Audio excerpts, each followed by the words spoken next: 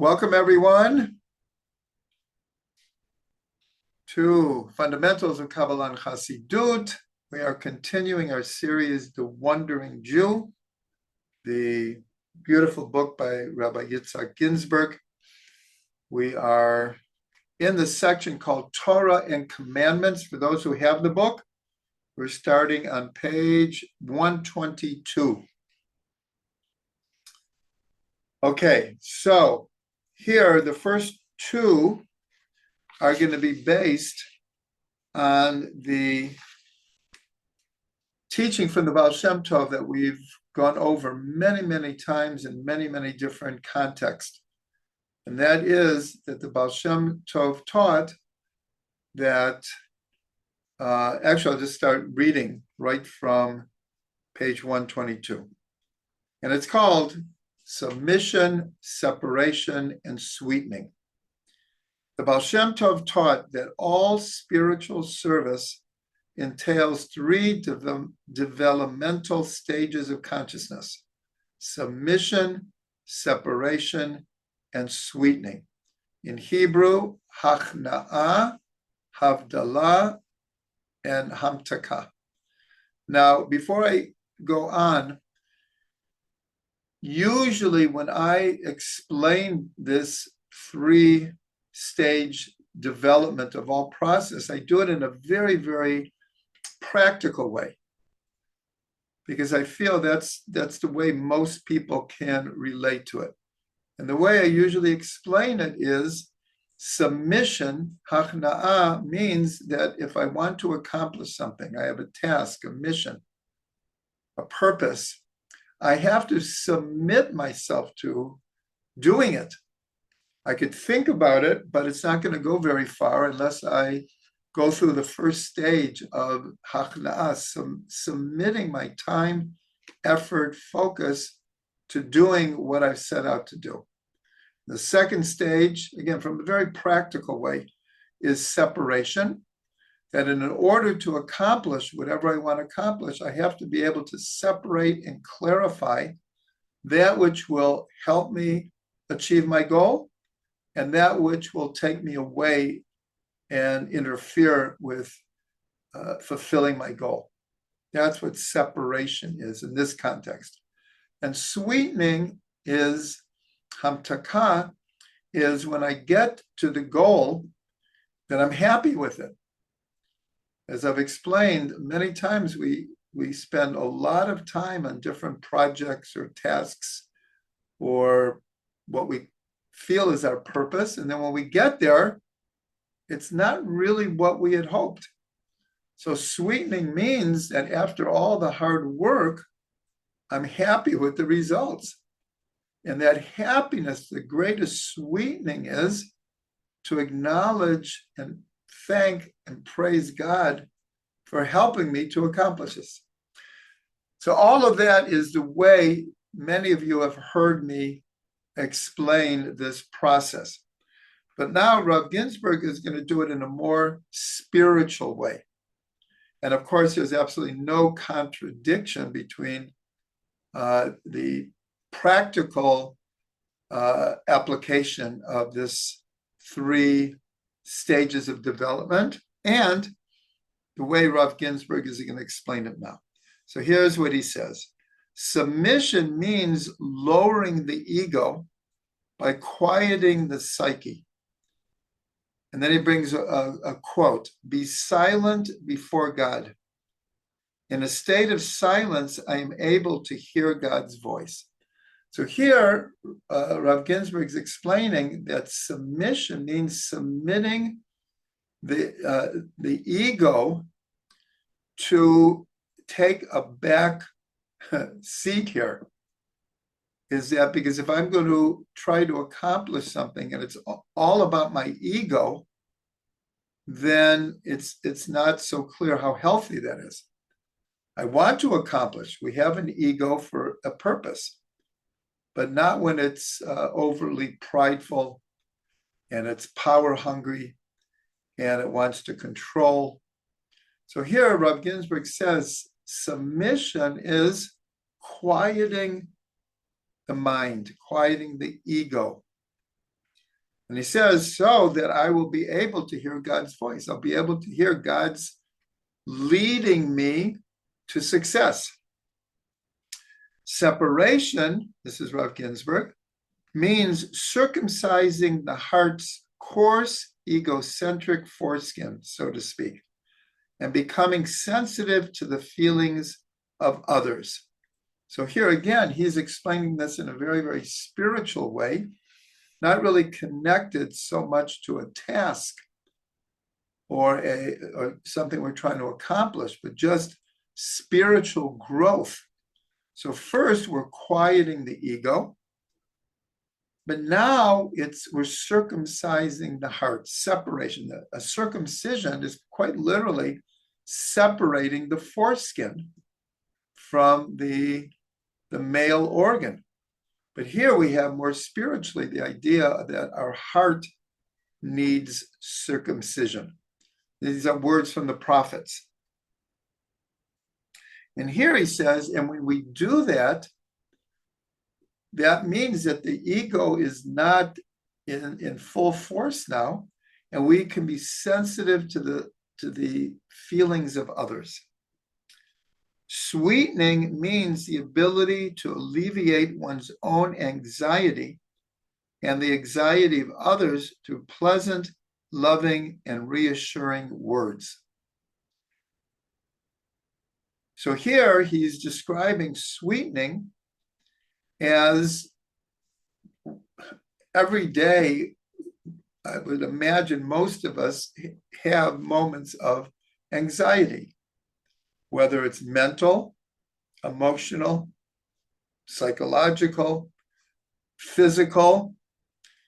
We're stress. That's the best word for it. We get stressed out by different things. So here he's saying sweetening is, now that we've put the ego in its proper place, not to squelch the ego, but just that the ego isn't the main thing. And then we can be sensitive to others. And here the sweetening is that now that our ego is in its correct place, we've circumcised our heart, we can deal better with stress and anxiety, and we can reach out to others to alleviate their stress and anxiety. So here, Rav Ginsburg is giving a very, very spiritual explanation of these three developmental stages of any process. Now, most likely, if you would ask Rav Ginsburg in a different context, he might explain it completely different. This is one way of explaining this process. And again, for people who have been with our teaching for a long time, know how often that we've quoted this three stages. And when the Ba'al Shem Tov said that every process goes through this, he meant it quite seriously. This is a paradigm. This is a model of explaining how we get from point A to point B, whether it's intellectual, emotional, intuitive, whatever the process is, it will go through these three stages. So here he ends by saying, these three stages can be identified as the underlying structure of countless topics in Torah. They are scattered throughout this book as well. And so, as I've explained in my following Rav Ginsburg's teachings and reading his books, he quite literally brings us hundreds and hundreds of times, but each one in the context of whatever is being discussed. And I think maybe at one point I shared it. I'm just going to give you an example. Is we're in the month of Av right now. And right at the beginning, I explained that this Shabbos, we're going to announce the new moon of Elul. which means there's a whole change about to come. Elul, which leads to Rosh Hashanah, Yom Kippur, Sukkot, Hoshana Rabbah, Simchas Torah. Like big changes in the year are coming. But in one place, Rav Ginsburg explained, the month of Av is submission. Why? It's the first 9 days is a period of mourning. And then, of course, Tisha B'Av, what's considered the lowest point of the year. So this is the feeling of Hachna'ah, submission. We have this feeling, especially with understanding Jewish history.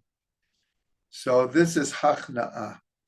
Elul is Havdalah, separation. Why is Elul separation? Because really the main type of introspection that we're supposed to be doing, it's a whole month of introspection. Introspection is a process of clarification and separation, of preparing for a new year, separating myself from old habits, old mistakes, old borders, old thoughts, and preparing myself for something new. And then Tishrei, where we have all of the holidays, this is the sweetening. The holidays, the prayers, being with community, and just all the beauty of all of these holidays, that's sweetening. So here we see over 3 months, we have this process as well. That's just an example that it can be applied in literally hundreds of ways. And that's what Rav Ginsburg says here at the end. These 3 stages can be identified as the underlying structure of countless topics in Torah. They are scattered throughout this book as well. Okay, so now we're going to go on to the next one, which is also the same thing of submission, separation, and sweetening in a completely different context, though. In this one, we're still on page 122, and this is called Moses, Shimon, Isaac, and Israel. This one's a really important one. So he says like this: the oral Torah is a living, growing organism, meaning right now we are involved in the oral Torah, but not as a static. We are part of the growth of the oral Torah as we speak. From generation to generation, its many dimensions are constantly being reinterpreted, elucidated in greater depth. That's why every parsha, this week's parsha is Parsha Re'eh. Well, we've been reading this parsha for 3,300 years. And in every generation, there are commentators coming up with new angles, new insight to the same Torah portion every year. The Ba'al Shem Tov explained that there are 3 basic dimensions to the Torah: submission, separation, and sweetening. Okay, so we just explained that, so I'm going to go on. He says, of these, the submission and separation dimensions represent the relatively more revealed aspects of the Torah, which are reinterpreted in each generation. So here, in other words, when we learn the Torah portion, as much as we like to learn the mystical and the Hasidic and the Kabbalistic, but we always have to start with what's called the pshat, the simple, literal understanding of the text. And it's the same thing with Jewish law. Of course, there's a mystical dimension to Jewish law, but it's based on a more fundamental idea, and especially when you learn Talmud. Talmud is an ongoing process of what's called separation, trying to understand the tremendous nuances of every word in the Torah. And again, separation also means clarification. It's really, in this context, it's the same thing. So he says that the revealed aspects of the Torah, that's more the submission and the separation. Why is it submission? Because if I don't submit myself we'll call it to the 5 books of Moses, then everything falls apart. It's like, that's the basis of everything. Our belief in God, our belief that God gave us the Torah, and our belief that if God gives us a commandment, then it's incumbent upon us to fulfill it. If you take that away, you don't submit yourself to that reality, then you pick and choose whatever you want, and you do whatever you want, or you don't do anything. So that's why he's saying here that the submission is, first we have to submit ourselves to the concept of the Torah being given by God to us to fulfill. He goes on. The sweetening dimension of the Torah, however, representing its hidden aspect, contains truly new dimensions that are actually discovered in every generation. So he's saying something very important here. The way he's described it is, the farther we get from Sinai, in a certain way, the more fuzzy everything gets. Do you know that for approximately 1,000 years, there were no disagreements in Jewish law? Only around the time of Hillel and Shammai, a little bit before, this is 100 to 200 years before the destruction of the temple, disagreements started to pop up. Now it's natural because it was an oral tradition at that point for well over 1,000 years. So everyone knows this idea of telephone. If I tell someone something and they tell someone something, and by the third person already, you don't know what happened in the first instance already. Here's 1,000 years of an oral tradition, nothing written, that disagreements started to come up. Now, as we've discussed, for the better and the worse, if you ask a major question of halacha, you can get many different answers, and they're all legitimate. They're all legitimate, but they'll be different. So, in other words, the farther we get from Sinai in a certain way, the more, I don't know what the right word here is, call it shady or muddled or less clear. There's a good part to it also, because the Torah has so many different aspects. It depends on the circumstances. So if someone goes to 5 different rabbis, they're going to hear the circumstances a little bit different. But what Rav Ginsburg is saying here, a very important thing, is the farther we get away from Sinai means the closer we're getting to Mashiach.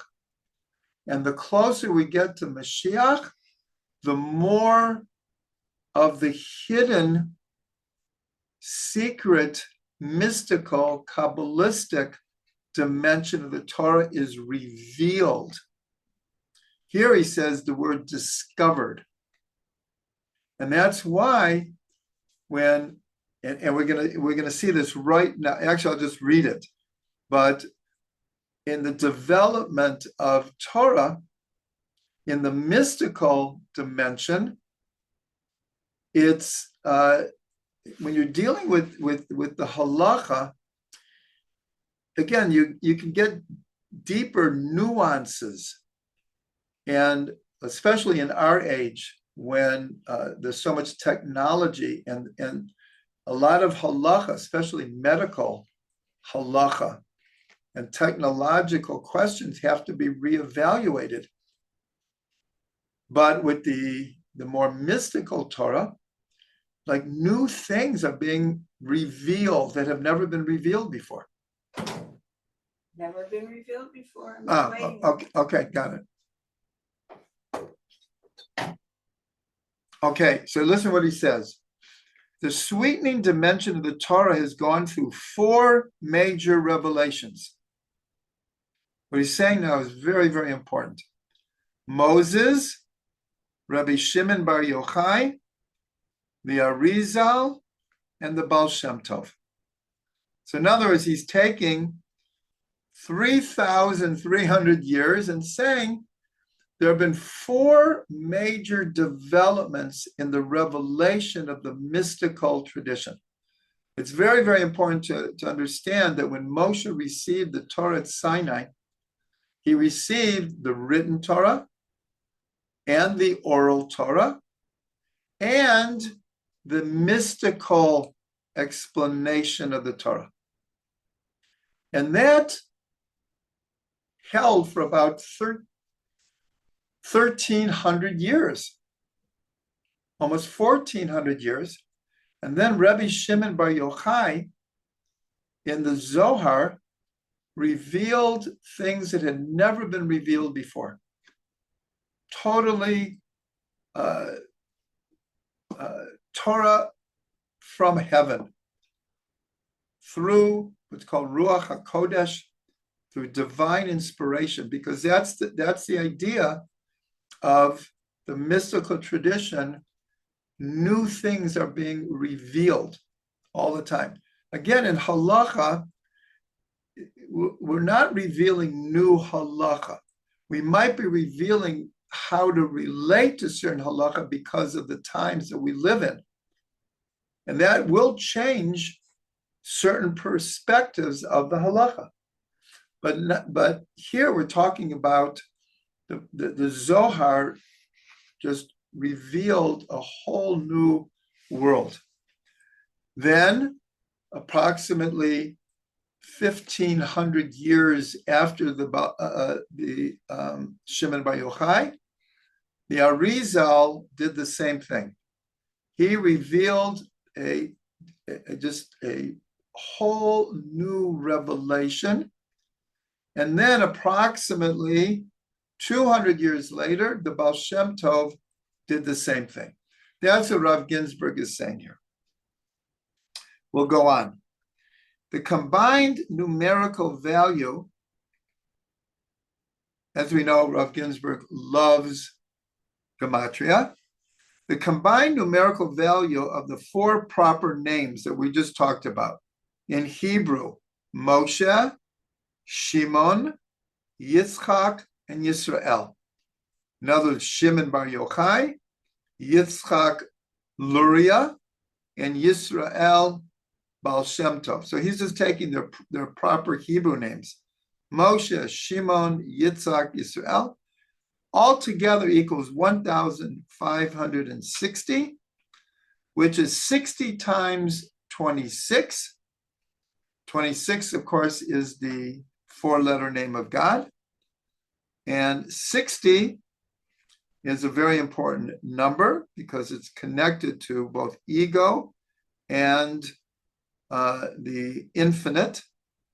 But he says, since there are 4 names, so the common denominator between all of the, in other words, if you take 1,560 and you divide it by the 4 names, the average of each name is 390. And this is the point he's getting to. 390 equals Shemayim. So what he's trying to teach us here, fancy mathematics, is all four of these received a revelation from heaven. It wasn't like through their own intellect alone. Obviously, their intellect was involved, obviously. But all four of these, Moshe, Rabbi Shimon Bar Yochai, the Arizal, and the Ba'al Shem Tov. And here we're only talking about four major figures in 3,300 years. They all received from heaven, from a divine source, divine inspiration. So now he's going to do something else that he loves doing. I think you know that we've quoted the verse many times. Shaviti Hashem lenegdi tamid. I place God before me at all times. So the simple understanding is, and it's a very high level, to be aware of God's presence in your life all the time. A very, very high level. But the other way of understanding it is almost more literal. I place the four-letter name of God before me at all times. Meaning, I understand, just like here, we've been talking about a three-stage development of all process. Hachna'ah, Havdalah, and Hamtakah. Rav Ginsburg, one of his main teachings, and he has produced literally thousands of examples of what I'm about to say, is he's teaching what it means. I place the four-letter name of God before me all times, meaning I understand that everything that I see and I experience is a manifestation of these four letters. In other words, these four letters become a paradigm, a model through which we can understand and experience all of reality. And so therefore, Rav Ginsburg has over 150 volumes of books at this point.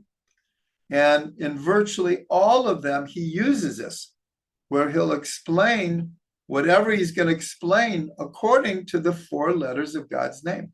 So that's what he's going to do right here. So he says like this: these four figures also correspond to the four letters of God's essential name, from top to bottom, meaning Yud, and then Hey, and then Vav, and then Hey.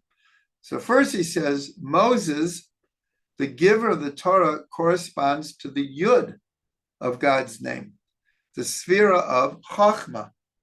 The letter Yud of God's name always connects to the sphera of Chachma, wisdom, and the father archetype. Why? Because it says of the Torah, it is said, Torah comes from wisdom. And it's Moshe who brings down the Torah. So of these four figures, Moshe is identified with the Yud and with wisdom, Chachma. Rabbi Shimon Bar Yochai, the author of the Zohar, corresponds to the first Hey and the sphera of Bina, understanding, the mother principle. What's the connection between Rabbi Shimon Bar Yochai and Bina and the Hey of God's name? So he says, indeed, the Zohar refers to itself as the brilliance of the supernal mother, which sweetens all of the harshness of external reality. In other words, in the Zohar itself, of all of the sphirot it could have chosen to explain the energy of the Zohar, it picks Bina, this level of understanding. So that connects Rabbi Shimon Bar Yochai with the Hey of God's name and Bina. Next is the Arizal, who Rav Ginsburg corresponds to the letter Vav of God's name, and the sphera of Tiferet, and to the idea of the son. In other words, Chachma is the father image, Bina is the mother image, and then Teferet, which is in the middle of the 6 lower Sfirot, is compared to the son, meaning S-O-N, the child, the son. Why does he connect the Arizal to what's called Zer Anpin? So he says in the Eitz Chaim, in the teachings of the Arizal presents his most basic innovation, the description of the primordial kings of the world of chaos that reigned and died, alluded to in the Torah by the kings of Edom. So if all of you remember, in the Torah, there's a very abstruse section, which is talking about 8 kings that ruled in Edom. Edom was the province of Esav, before there was a king in Israel. And you read, and it names the kings. They ruled and they died. They ruled and they died. They ruled and they died. And then the 8th king is named, but here his wife is named, the only one, and it doesn't say that he died. The Arizal, based on the teachings of the Zohar, but it's clear that he revealed new ideas here. He was able to explain that this was an allegory, and it's talking about the previous world of Tohu and how the world of Tohu shattered. That's what it means. He ruled and he died. He ruled and he died. He ruled and died. Each one of the Sfirot shattered in the previous world of Tohu. This is something we've gone over many times. And then the last king begins what this world is called the world of rectification. And it's based very, very much on the fact that his wife is mentioned. Because here, in the other worlds, they ruled and they died. There was no balance. But the 8th king is married, and there's a balance, and that begins the world of rectification, which is our world. And these were all deep revelations of the Arizal. He spent an enormous amount of effort in teaching over the depths of this previous world and its reality in this world, and the development of the worlds. And the world of Tohu is in this world also. Not only that, it's in each and every one of us. And so he spent an enormous amount of time explaining it. In one of Rav Ginsburg's series of books, which span over 3,000 pages, he spends close to 300 to 400 pages on these 8 kings. 300 or 400 pages on these 8 kings. So here he's just trying to explain why the Arizal is connected to the letter Vav of Hashem's name, because Vav equals 6, which are the 6 lower Sfirot. And each one of the kings who ruled and died, it's an allegory. Each one of the kings is one of the Sfirot that could not handle the pristine light of the previous world and shattered. And this world is all about rectifying the reasons that the Sfirot could not handle the light, and to what's called Tikkun Olam, to fix the world. So all of that is just to explain why he's placing the Arizal in the Vav. And the last one is the Ba'al Shem Tov, corresponds to the final Hey, to the sphere of Malchut, and to the daughter. So again, Chachma is the father, wisdom. Bina is the mother. The 6 lower sphere is the son. And Malchut is the daughter. Malchut is kingship, is the daughter. So that represents the Ba'al Shem Tov. The Ba'al Shem Tov literally means master of the goodly name. His book, the anthology of his sayings, he didn't write it himself. His students wrote it. It's called the Keter Shem Tov. Keter Shem Tov literally means crown of the goodly name. Keter, that's the highest of the Svirot, means a crown. And the Ba'al Shem Tov means the master of the good name. So he says the crown belongs to the kingdom. In other words, the Ba'al Shem Tov, he is the last of these revelations in the series of these 4 personalities who revealed brand new Torah. And to this day, all of Chassidut is still based on the teachings of the Ba'al Shem Tov. And there's constant revelations. The closer we get to Mashiach, the more is being revealed in the areas of Kabbalah and Chassidut. And one of the ways that we see it is, until recently, you couldn't even get a Kabbalistic book, not even in the original. Now you go to any bookstore and you'll get all of the classics of Kabbalah in any language that you want. It's been opened up. So this is a process of Hachna'ah, Havdalah, and Hamtakah. The Hamtakah is that the teachings of Kabbalah and Chassidut are being spread everywhere.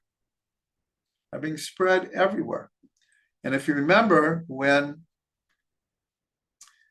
the Ba'al Shem Tov had a elevation of soul and he was in the presence of the soul of the Mashiach, and he asked, when is the master coming?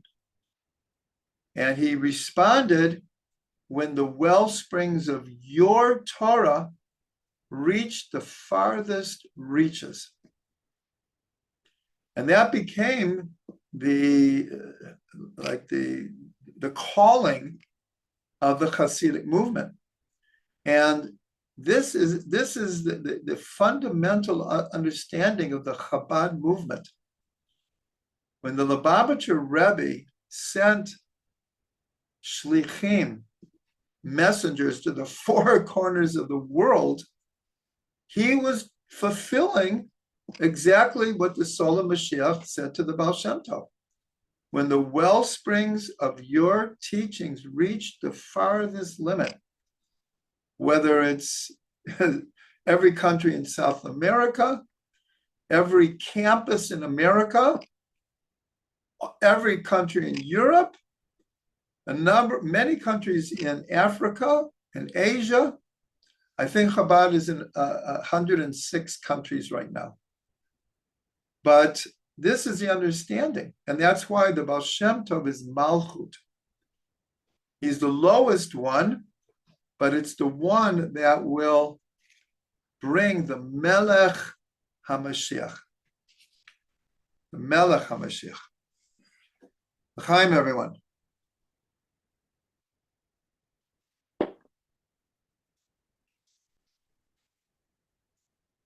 So I know we spent a lot of time on these first 2, but they're very, very fundamental. They're very, very fundamental. Okay, now the next one is called Maimonides and the Ba'al Shem Tov. This is a fairly straightforward, simple one. Moses Maimonides, known as the Great Eagle, was a master of law, philosophy, and medicine. In his interactions with non-Jewish patients, he was known for intercultural awareness and respect for the patient's autonomy. We should know that Maimonides spent the later years of his life in Egypt, And he was the doctor of the, what do you call it? The leader of the Muslim community of Egypt. I'm just missing the name. But many, if not most, of his patients were not Jewish, because he was treating the court. And of course, all the important people came to Maimonides. And he was known to, obviously Maimonides was the Sultan. Thank you. Thank you, Toby. The Sultan. And actually, he explains at one point how overworked was, that all day long he was at the court of the Sultan. He really actually had no choice. He was one of the greatest doctors of his age. And so the Sultan, he didn't really have much choice. Nonetheless, he did it as a good doctor. Any patient, doesn't matter what race or religion, needs to be treated. But he explained that after a whole day, he would come home and he would open the clinic for the Jews of his area, and he would treat them till like late at night. And the good thing is, at this point of his life, he had written his masterpieces already. But he was explaining that he actually had no time for anything at that point. He was a total servant of the people. But here, Rav Ginsburg is pointing out that with his non-Jewish patients, he was known for intercultural awareness and respect for the patient's autonomy. So Rav Ginsburg continues, of course, Maimonides taught that in a rectified world order, all people will recognize the truth of the Torah and abide by its commandments, 613 for Jews and 7 for non-Jews. It was Maimonides who codified in the Mishnah Torah the idea of the Sheva Mitzvah B'nai Noach. The Ba'al Shem Tov taught to first bestow physical kindness on others, and then to bestow spiritual kindness on them by teaching them Torah. So here he's trying to make a comparison that the Maimonides as a doctor, so he had to take care of people's bodies before he would deal with them spiritually. And here he's bringing the Ba'al Shem Tov to the same thing. And I'm going to fill in on this, but he ends by saying, we may say that the Ba'al Shem Tov took his lead from Maimonides. First heal the body, then heal the soul. So this is a very, very important thing to know about the Ba'al Shem Tov.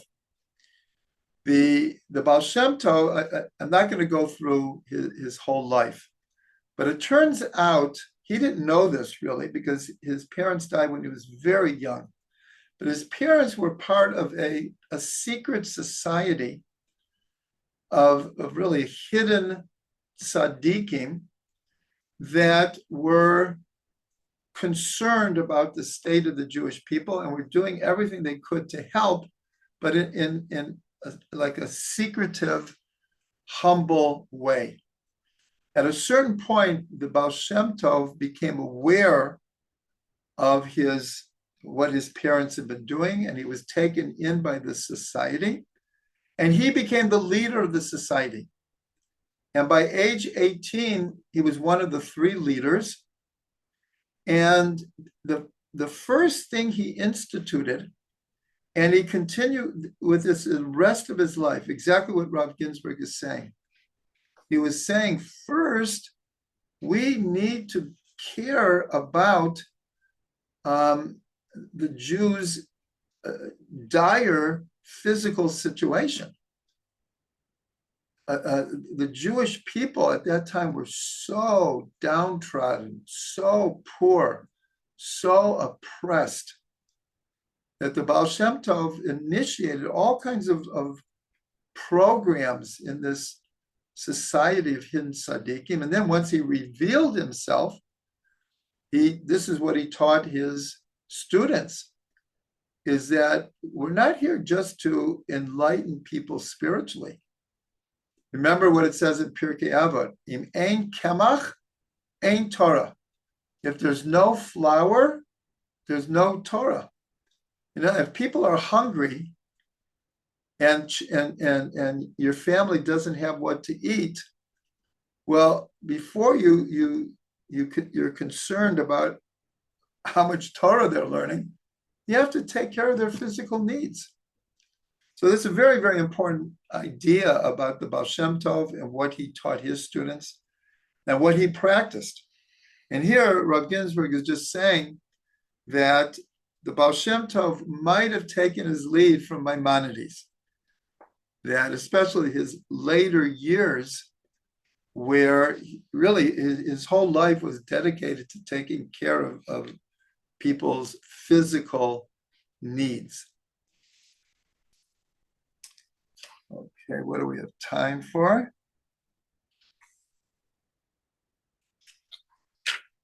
Okay, I'm going to do one short one, and then we're going to come back to a longer one next week. This is really an important one. For those who have the book, we're going to the bottom of page 127. And this is actually the last one in the section called Torah. Next will come commandments. So he says like this, there are two worlds, this world, which is called Olam HaZeh, and the world to come, which is called Olam Haba. Olam means world, Hazeh means this world. Olam Haba, Olam is world, Haba is the coming world. So first of all, I should mention that Rabbi Nachman, among others, taught, what does it mean, the world to come?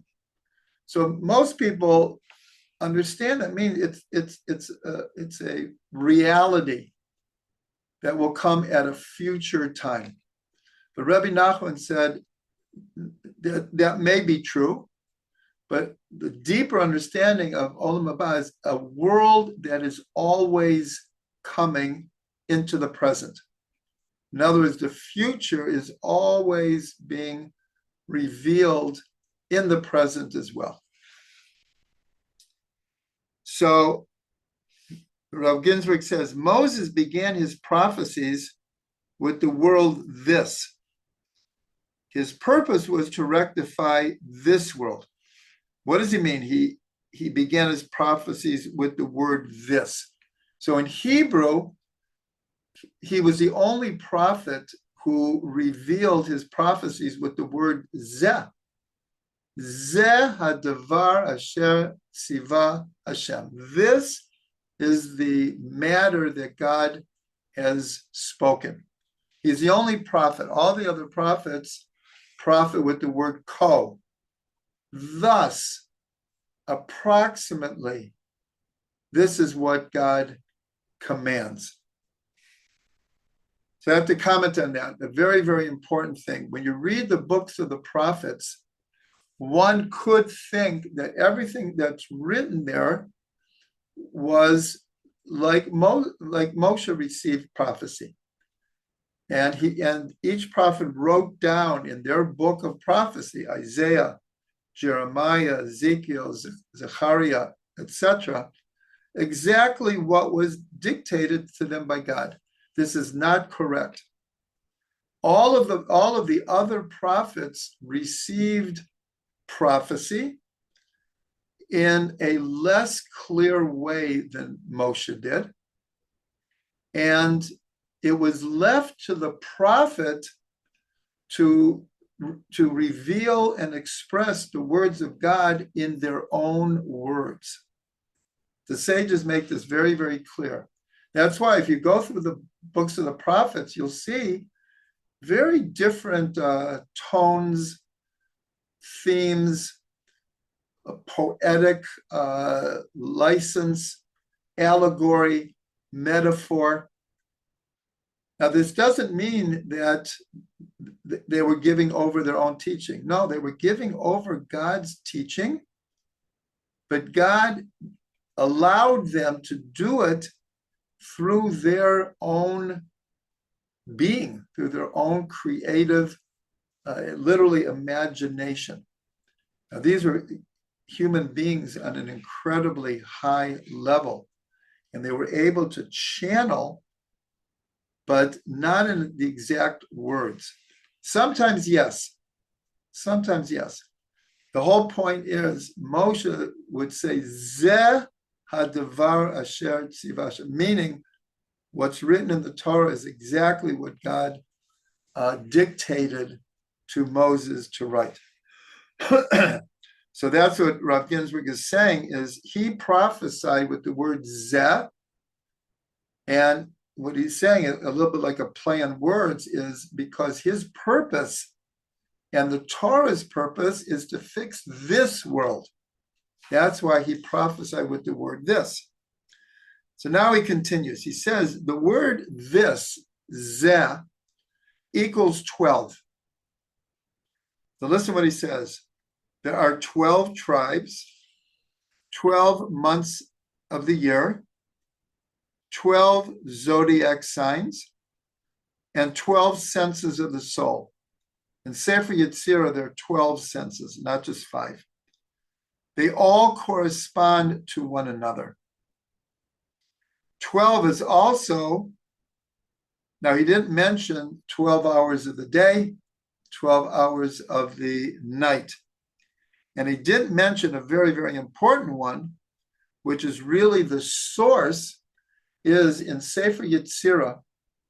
It explains that the 22 letters are divided into 3 divisions. 3 mother letters, Aleph, Mem, and Shin. These Aleph is for air, Mem is for water, and Shin is for fire. These are the 3 main elements. Earth comes from these 3. And then there's 7 what are called double letters. These are the letters that have 2 pronunciations. Bet and vet. Peh and fe. Chaf and kaf. There's 7 letters like that. And then there are 12 simple letters. Everything we said, the 12 senses of the soul, the 12 zodiac signs, the 12 months, the 12 tribes, all ultimately relate to the 12 simple letters. Rav Ginsburg continues, 12 is also the number of sides defining the boundaries of a cube.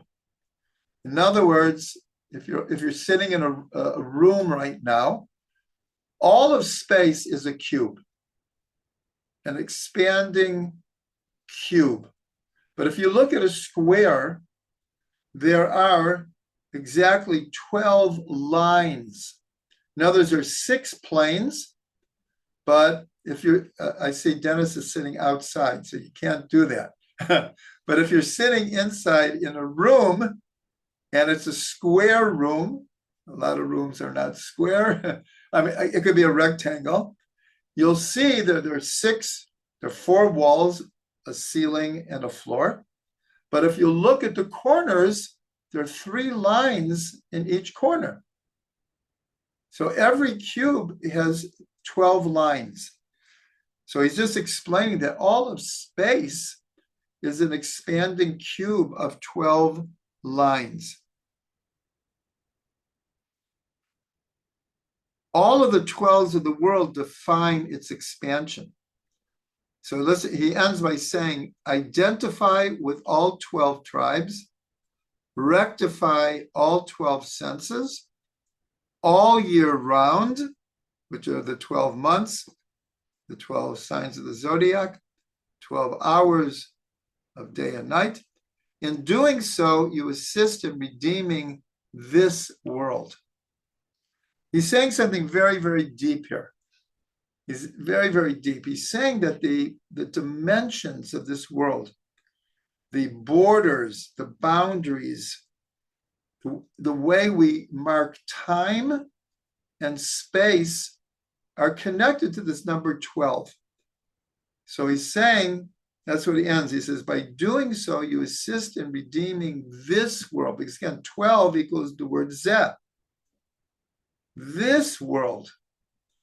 So it's really very, very profound what he's saying here, is that in time and space, the number 12 is very, very cardinal. But he's explaining that our role is not so much to think about the world to come. That's when it happens, it will happen. We need to concentrate in rectifying this world. And he's just pointing out that this world, time-wise and spatially, is made up of 12s. So he's trying to explain this idea, like Yaakov, when he wakes up from his dream of the ladder, he says, God was in this place and I didn't know. In other words, his revelation was that he now realizes God is in every moment of time, in every point of space. That was his great revelation. God was in this place. He thought of God as being kind of very transcendent, enigmatic, elevated. But his revelation in the dream was, no, God is in every point of space as well. He's not just out there someplace. So that's what Rav Ginsburg is saying here in a very creative way, very creative way. And then we're going to end with one of his tweets. Remember, this whole book was originally made out of his tweets and then his blogs. So one of his original tweets was like this: what is meditation? Breaking through the hard shells, peeling away the soft shells, and eating the fruit. What is he saying here? Now, this is loaded with Kabbalistic imagery, because the idea is that this world is made up of a lot of klipa, shells, outside physical, material, add psychological, intellectual, emotional shells that are in a certain way preventing us from getting to the inner depths of life. So he says, what is meditation? Breaking through the hard shells, peeling away the soft shells, and eating the fruit. So in other words, when a person attempts to meditate, so the first thing is we have to clear our minds. Our minds are going like 2 million miles a second, thinking 100 things at once. How are we going to focus on anything? So these are what are called the shells. So he's saying we have to first get rid of the hard shells surrounding all of reality. Then there are going to be soft shells as well. Then we have to take away the soft shell, and the meditation itself becomes tasting the fruit. It's just a very, very beautiful image in Kabbalistic terms for understanding a meditative state of mind, or a contemplative state of mind. So I'll end with a bracha, that we all have the ability to break through the hard intellectual, emotional, psychological baggage that we all carry around, schlep around day and night. And we're able to break through and to get to the fruit of the sweetness of life. May it be so.